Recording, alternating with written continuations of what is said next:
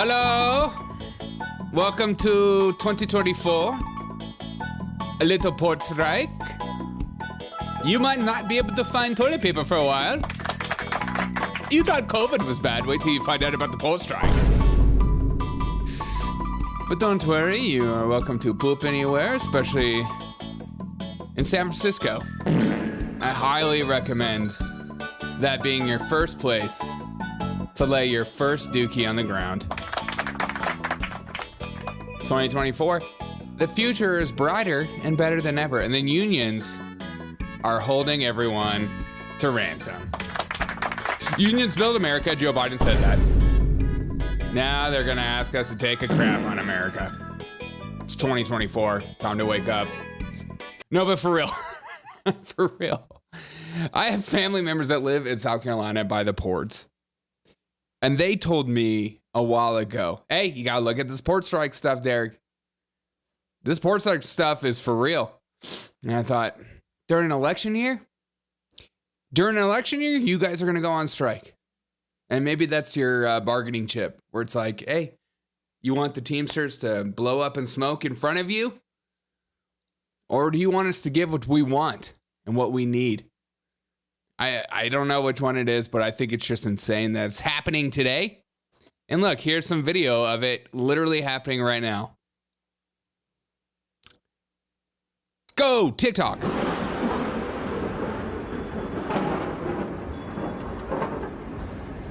If you're a Teamster, punch out, grab your stuff, go home. Poor kids are just as bright and just as talented as white kids.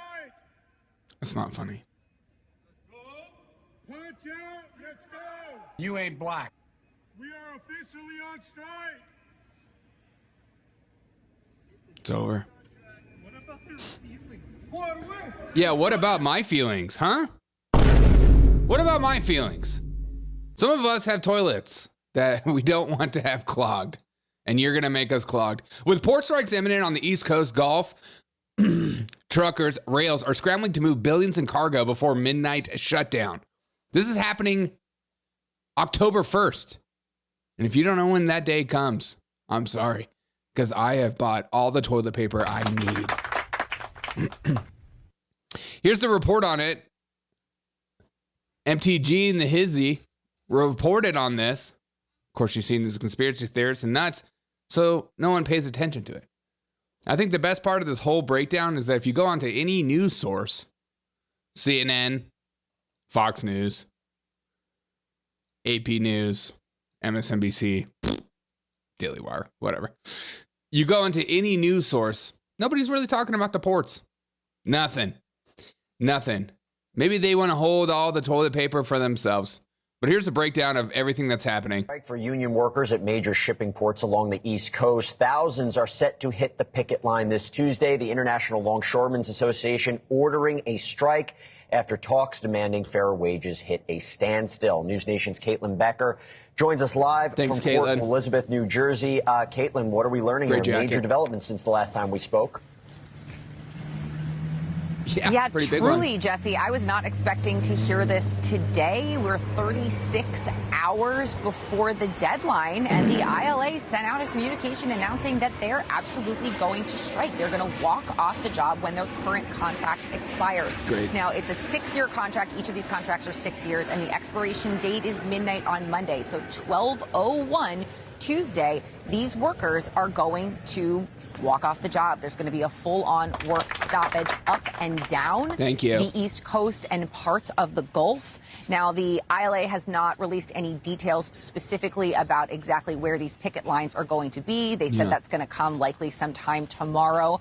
However, they did note what the major issue was, and it really came down, Jesse, to wage stagnation. They said that the U.S. Maritime Alliance, that is who they're in talks with or were in talks with, just wouldn't come to an agreement about what they called wage subjugation that they said had been happening for years. Now, I have to tell you that from the U.S. MX perspectives, they have said time and again that they were offering industry-leading wages more than the 32%, which was the last hike that their West Coast counterparts got with their contract last year. But the ILA wanted a 77% wage hike, and they just couldn't come to an agreement. Now, these two groups haven't been at the negotiating table for months. These talks stalled back in June. So this is something, kind of an eventuality that we were all expecting. And the ILA president has said in the past that they've been planning for this for a year. So the impacts could be far ranging, though, Jesse. Can we talk about that? Because what we're referring to, just to make it clear for our audience, is essentially the entire East Coast. Yes. What is the impact on customers come Tuesday? Could be pretty large. Probably Tuesday itself, we won't feel it, but the ripple effect, according to retail experts, are things that we could certainly feel. And you said pretty much the entire East Coast, and I actually want to read you the list. Junior says, is this the October surprise? It certainly is starting to feel like it. Great shout out on the October surprise.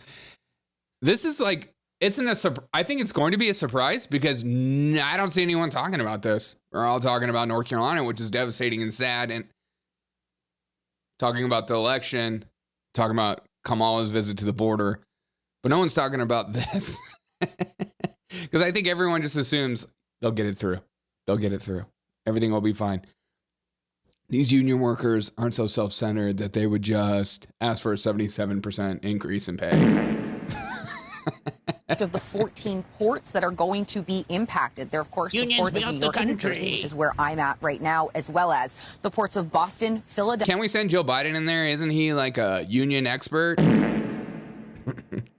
Poor kids are just as bright and just as talented as white kids. Just get him to go down there and have him say that. Philadelphia, Baltimore, Norfolk, Wilmington, Charleston, Savannah, Jacksonville, Miami, Tampa, Mobile, New Orleans, and Houston. Damn. That's a massive number. That's a few of huge cities. Dumper. And every single good you can think of flows in and out of these ports. So No as pun I intended. said, the ripple effect could be pretty large. We could be seeing increases in shipping costs, delays in shipments, this backlog that's gonna sit untouched, not being able to be loaded and unloaded. Here's some inflation for you. We're talking about here, the loading and the unloading of these shipping containers. And one of the things that the union had a problem with was the thought that their jobs could be automated in the future. I think we're hearing that and they will be. in a lot of different industries. And that's, of course, will a sticking be. point. Yeah, we want 77% up. Yeah, we're going to find a way to automate you guys. Sorry. That's literally what's going to happen. Here as well. Now, full automation is off the table. There is a current ban for that already. Sure it and is. the USMX said they're going to keep that. However, they wanted to negotiate semi-automation and these big cranes. You think these companies are going to just be like, yeah, you know what? We could just make a lot more money and not have to pay you guys or have to deal with all this. We'll deal with you guys. It's America. It's America. We love you guys. We love the unions. We love being held to ransom. God. That you see behind me at this port. Yeah, get those ready are for things some that could price potentially gouging. be semi-automated or fully automated, and that means these workers could potentially lose their jobs in the future. So in addition to, of course, all of these shipping issues and the ripple effect that could have with commerce as we ramp into the holiday season, all these people are going to be out of a job too. So hopefully the strike won't last for too long and these two can come to an agreement on each side kind of getting what they want. And we do know that the White House had tried to get these two sides back to the bargaining Come on, Joe, table. get in there. Get your hands dirty. Situation that we are going to find ourselves in on Tuesday. However, the Biden administration has said that they support collective bargaining and they've never tried to intervene in a strike. Thank God. Don't intervene in a strike that could affect all of us in America. Don't do that. That would be too much to ask. Maybe they all just got together and said, let's just do a one last hurrah. Let's go nuts.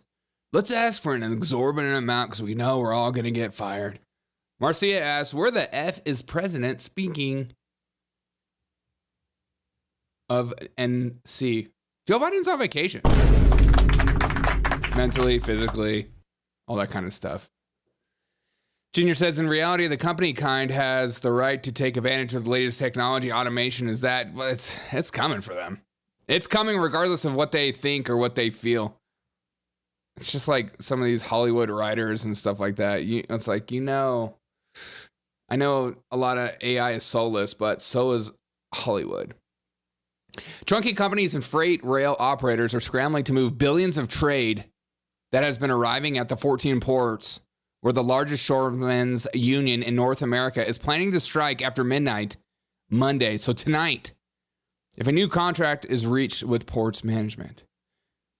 For the week ending last Friday, nearly $14 billion in trade arrived at these ports, including New York, Jersey, Baltimore, Norfolk, Savannah, Miami, New Orleans, and Houston. $2.7 billion in trade arriving on Friday alone, with the potential strike at the ports down the East Coast and along the Gulf set to begin Monday, midnight Monday. What an exciting time. Maybe we should have a ball drop tonight. We'll drop the ball, we'll all burn our toilet paper, and we'll all just play crazy. The first person to have to use their hand loses. Logistics executives tell CNBC remaining hours are critical in moving out as much trade as possible before the shutdown. You think these workers are just going to work overtime before the shutdown? No chance. It's like when you have vacation coming up, or school's going to be out in a few days. You don't put in that work. You don't care anymore. These people aren't working hard on their last paycheck. Based on the data from Import Genius, which tracks bills of lading, the digital receipts on cargo containers, a total of 54,456.24 equivalent units, arrived Friday, with 14 ports operating under the master contract. This might be our October surprise. AI is an automation and work killer. It just is. Top U.S. importing companies exposed of the impending port strike. Walmart, IKEA, Samsung, Bob's. Where's Costco? Why is Costco not on here? Are they West Coast? Those West Coast docks are looking pretty good right now. So before it hits the headlines everywhere, my encouragement to you, and this is Derek O'Shea promise, my encouragement to you is to maybe get a little extra toilet paper today. Maybe go out and get you some. And if you think, I don't need any, think again. And maybe just get something extras like paper towels or cleaner or canned food. I don't know, something. It's not going to be like insane, but there will be a few items that I think will be heavily marked up, if you know what I mean. And I think moms everywhere that don't have a job will be able to do this before you today. So try to beat those moms to the polls. Can you use a shovel? You're hired. Yeah, exactly. I can use a shovel. Use a shovel. Use anything that you have around you. It's important. This guy has like the breakdown of the century. And I trust this guy because he's bald. Bald people are always right. Just a fact of life. Especially a guy that yells into a microphone and into his camera. What happens if our seaports go on strike? Tell me, strike Daddy. Is set for October 1st, so you better share this with everyone. I'm sharing it right now. Ports close, Guys, make sure to like, share, subscribe. The world is going to end. And remember, I'm your source for breaking content. Everything we depend on closes with it. Let's talk about what would happen within the month of October. On day one, international fuel shipments are the first to feel the impact. Crude oil tankers stuck offshore means no new fuel entering refineries. By the end of the day, concerns spread across industries as gas stations, trucking companies, and airlines brace for immediate shortages. Everything from fuel to imported goods is at risk, but fuel becomes the most critical loss. Yes. By day three, gas dead. stations are starting to run dry and rationing begins. Prices surge as demand skyrockets. Without fuel, trucks can't deliver goods, and the first shortages show up in grocery stores. Shut up. Businesses relying on imported oil, like refineries, scramble to maintain operations with whatever reserves they have. Can left. I have my pumpkin The spice ripple effect latte? starts to hit home. No fuel means no transportation, and without transportation, the flow of goods stop. Day 7, the energy crisis takes hold. Within the first week, the impact of fuel shortage deepens. Trucks, trains, and ships that move essential supplies across the country slow to a halt. Agriculture and manufacturing are crippled, unable to operate without fuel for machinery and transportation. Airlines begin canceling Let's flights, get a zoom in. and public transportation services are cut. Gas prices hit all-time highs as panic buying intensifies. By week 2, the power grid struggles and collapse looms. Power plants that rely on imported fuel start to struggle and blackouts spread as they ration what's left. People begin hoarding fuel, and chaos erupts at the pumps.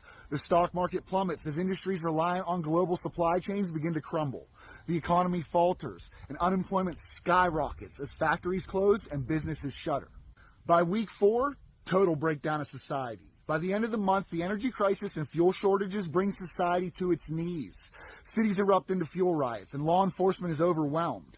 With no fuel, food distribution collapses, and starvation becomes a real threat. Communities are left to fend for themselves as fuel reserves dry up completely, leaving transportation, emergency services, and the economy in ruins. Without ports, crude oil can't get in. Without crude oil, fuel can't be made. Without fuel, everything grinds to a halt. When the fuel stops, America stops. And just so we're clear, this could all happen within the month of October. AP out. Great. We're all gonna die. We're all gonna freaking die. And this guy is gonna have more toilet paper than the rest of us. What do you need all that toilet paper for, man? What do you need it? Some of us need it more than you. Some of us enjoy Chipotle more than you. And I'm one of them. Share the wealth. I feel like if we were to look at his profile, it'd be like, and by the way, I'm a Teamster. The world is gonna end, but also my money depends on it. This guy needs some milk. He does. He needs some freaking... But also, seriously, if you guys don't like, share, subscribe to my channel right now, the world is gonna end, everyone's gonna die, and no, you won't have any friends ever. Ever.